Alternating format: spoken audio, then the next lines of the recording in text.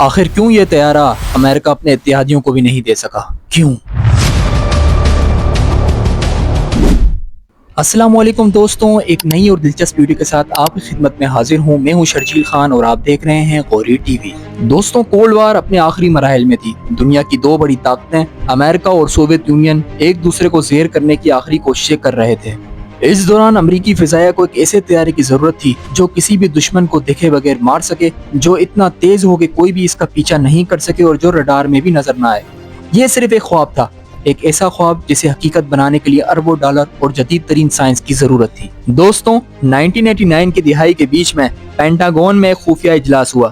دیواروں پر لگے بڑی اسکرین پر روس کے اس وقت کے جدید ترین جنگی طیاروں کی تصاویر تھیں، جو MiG-29 اور Su-27 جیسے طیارے جو امریکی F-16 اور F-15 کو چیلنج کر رہے تھے۔ امریکی جنرلز پریشان تھے۔ ہمیں ایک ایسا طیارہ چاہیے جو دشمن کے رڈار پر نظر نہ آئے، ایک جنرل نے کہا، اور کمرے میں خاموشی چھا گئی۔ پھر ایک آواز آئی، یہ ناممکن تو نہیں ہے مگر مشکل ضرور ہے۔ یہ وہ لمحہ تھا جب F-22 ریپٹر کا خواب حقیقت بننے جا رہا تھا۔ امریکی حکومت نے ایڈوانس ٹیکنیکل فائٹر یعنی ATF پروگرام کا آغاز کیا۔ دو بڑی کمپنیوں لاکہیڈ مارٹن اور نارتھروپ گرومین کو چیلنج دیا گیا کہ وہ دنیا کا سب سے جدید طیارہ بنائے۔ یہ ایک مقابلہ تھا، ایک ایسا مقابلہ جس میں ہارنے والا ماضی بن جاتا۔ دوستوں، 1990 میں لاکہیڈ مارٹن نے YF-22 کا پروٹوٹائپ تیار کیا۔ یہ طیارہ کسی بھی دوسرے جنگی طیارے سے بالکل مختلف تھا۔ اس کے کنارے مخصوص زاویے پر تھے تاکہ یہ رڈار کو چکمہ دے سکے، اور اس کے انجن اتنے طاقتور تھے کہ یہ آواز کی رفتار کو بغیر کسی بوسٹر کے کراس کر سکتا تھا۔ دوسری طرف نارتھروپ گرومین نے YF-23 بنایا، جو اس سے بھی زیادہ خفیہ نظر آتا تھا مگر کم مینیوریبل تھا۔ 1991 میں امریکی فضائیہ نے فیصلہ سنا دیا اور YF-22 جیت گیا، یعنی YF-22 کو امریکی فضائیہ میں شامل کر لیا گیا، اور یہی پروٹوٹائپ بعد میں F-22 ریپٹر بنا۔ اور جب ریپٹر پہلی بار دنیا کے سامنے آیا تو جاپان، اسرائیل، آسٹریلیا اور کئی دیگر طاقتیں حیران رہ گئیں۔ جاپان کے ماہرین نے اس کی سپر سونک رفتار، اسٹیلتھ اور ناقابل یقین کمبیٹ کیپیبلٹی کو دیکھ کر فوراً یہ درخواست کی کہ وہ بھی اس طیارے کو خریدنا چاہتے ہیں۔ ایک جاپانی جنرل نے امریکی افسر سے کہا کہ یہ طیارہ دنیا کا سب سے ایڈوانس طیارہ ہے اور ہمیں بھی یہ چاہیے۔ امریکی افسر نے مسکرا کر کہا، سوری، لیکن یہ ممکن نہیں ہے، اور یہاں سے اس طیارے کا سسپینس اور بھی بڑھ گیا۔ جاپان حیران تھا، اسرائیل الجھن میں تھا اور آسٹریلیا مایوس تھا۔ کیونکہ امریکہ نے ہمیں F-15 دیے، F-16 دیے، تو یہ F-22 کیوں نہیں؟ یہ جاپانی جنرل نے سوال اٹھایا تھا۔ دوستوں، یہ وہ لمحہ تھا جب اوبے امینڈمنٹ کی کہانی سامنے آئی۔ دراصل 1998 میں امریکن کانگریس کے رکن ڈیو اوبے نے ایک نیا قانون پیش کیا۔ اس قانون نے F-22 کو کسی بھی ملک کو فروخت کرنے سے منع کر دیا، جس کے کچھ ریزنز تھے۔ ایک، ٹیکنالوجی کا چوری ہو جانا۔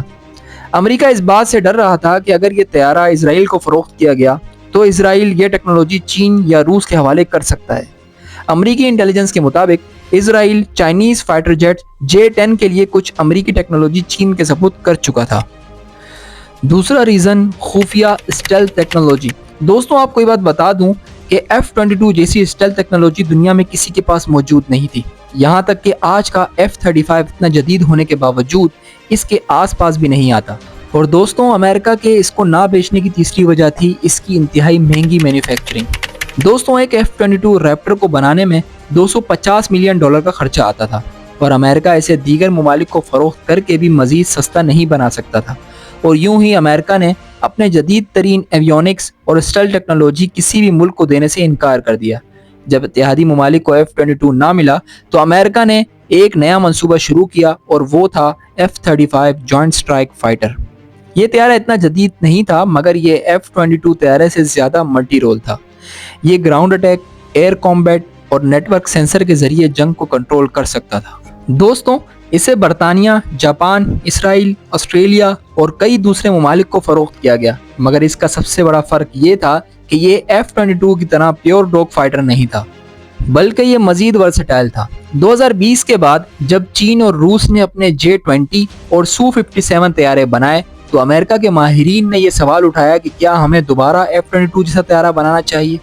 امریکہ نے 2021 میں next generation air dominance program شروع کیا، جو F-22 سے بھی زیادہ جدید ہوگا، اور اس میں ڈرون اور AI ٹیکنالوجی بھی شامل کی جائے گی۔ مگر ایک ایسا سوال جو ہمیشہ زندہ رہے گا، کہ اگر F-22 کو دنیا کے دوسرے ممالک کو فروخت کیا جاتا تو کیا آج جنگی فضائی طاقت کا نقشہ کچھ اور ہی ہوتا؟ یہ راز شاید ہمیشہ کے لیے دفن ہو جائے، مگر ایک بات تو طے ہے کہ F-22 ہمیشہ ایک لیجنڈری طیارہ رہے گا، کیونکہ یہ دنیا کے کسی بھی ملک کو نہیں ملا اور شاید کبھی ملے بھی نہ۔ تو دوستوں، آپ کو میری یہ ویڈیو کیسی لگی؟ کمنٹ سیکشن میں اپنی رائے کا اظہار ضرور کیجیے گا۔ میں ملتا ہوں آپ سے ایک نئی اور دلچسپ ویڈیو میں، تب تک کے لیے اپنے دوست شرجیل کو دیجیے اجازت۔ اللہ حافظ۔